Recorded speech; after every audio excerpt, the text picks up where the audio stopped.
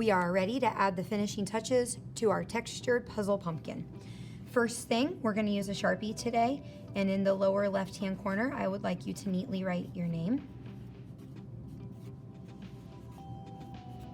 And in the lower right-hand corner, I would like you to write your class. Snap that cap, give it a nap. Working with a dry brush today, so I've not put it in my water. I'm going to have a half a bowl of water, a napkin, and a brush. Inside of your egg cartons, you will see that I've added orange paint. You're going to dip, wipe.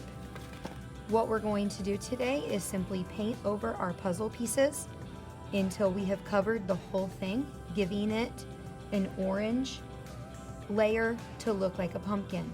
I want you to be careful not to paint on your sky or your grass today. If you need to get into some of those holes and areas, you can gently take the tip of your brush with quite a bit of paint and give it a nice gentle jab. So this is a bad hair day. We want to make sure that we're brushing and only dabbing lightly so that we still have a good hair day. To get around some of the edges, like where the puzzle pieces are, instead of doing a brush method, I'm just taking quite a bit of paint on my brush and kind of dabbing at it or poking at it, and that will get some of those puzzle pieces on the edge painted for you without accidentally getting it all over your blue and your green. Also, think about real pumpkins. They have holes in them and rotten spots and dents and lines and dark spots and dirt spots. We are not trying to cover this so much that you can't see the puzzle pieces. Like, I see some dark spots from my puzzle pieces. I see some little holes in through there that didn't get covered.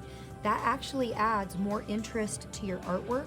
It gives it a little bit more variety and a little bit more texture. So don't worry about coating it so much that you're getting rid of all of those cool little imperfections that actually make it look very interesting. When you're finished painting, what I would like you to do is wash out your brush really well in your water bowl. You can take your dirty water to the sink and pour it out. You can put your dirty brush in the bowl of water that's at your sink upside down so that it can take a bath. To finish this pumpkin off, we want it to look a little bit more realistic in the fact that pumpkins usually aren't just sitting like on top of flat grass. They're sitting down in the grass. So we want to make some shreds of paper to create some texture. You have this piece of green. What I want you to do when you use it today is rip it. When you're ripping it, I don't want them to be so small that they're smaller than your thumb. Okay, so we're not looking for itty bitty pieces that are the size of your nail. I'm kind of talking about your whole thumb, maybe even half of your palm. So think about the size that this is, and I don't want you to go any smaller than that. I also don't want you to go much bigger than that. Like, that's bigger than my palm. That's really too big for my thumb. So I would tear that down just a few more times. You're gonna tear the whole paper. Now that you have all of your paper shredded, we're going to use liquid Elmer's glue today. Remember to unscrew it. Pick one of your pieces.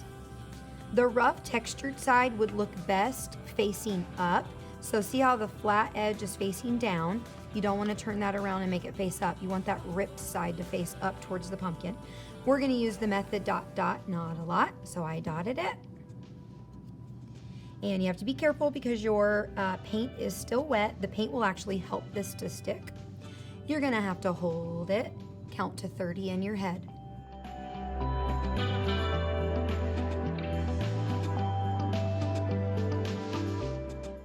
When you do the next piece, you're gonna overlap slightly, just like grass blades are kind of all different directions and they overlap.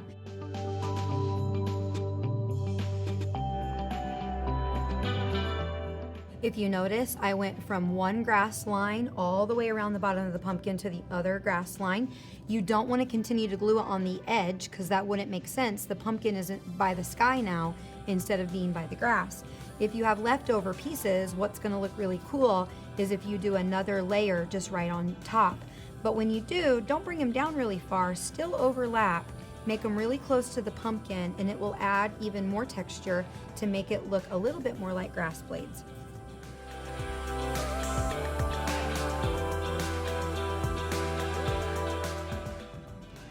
I've used all of my pieces. Now I'm going to shut the cap, clean it off, and then return it. The very, very last step to transition from the dark green grass to the light green grass, I'm going to trust you today to use just the very tip of one of your fingers, and right along where the construction paper and the grass come together, we're going to add a little bit of a shadow like it would be underneath the pumpkin. Notice that I've only dipped into the paint twice now. It doesn't take very much paint. I'm being careful not to go over my name. I'm being careful to only stay at the bottom of the grass. And now I've gotten 3 dips of paint. So really only 3 or 4 dips of paint is all you need. Spread it around, add some texture with your finger. I'm gonna go back for 4. And right where the grass, the painted grass touches the paper grass, we're just doing a little bit of shading and a little bit of transitioning. You can also take the same napkin that you used for your glue, wipe your finger off really, really good. And now that you've cleaned your finger, you're gonna dip into the light green paint and just go over that section so that it blends a little bit better.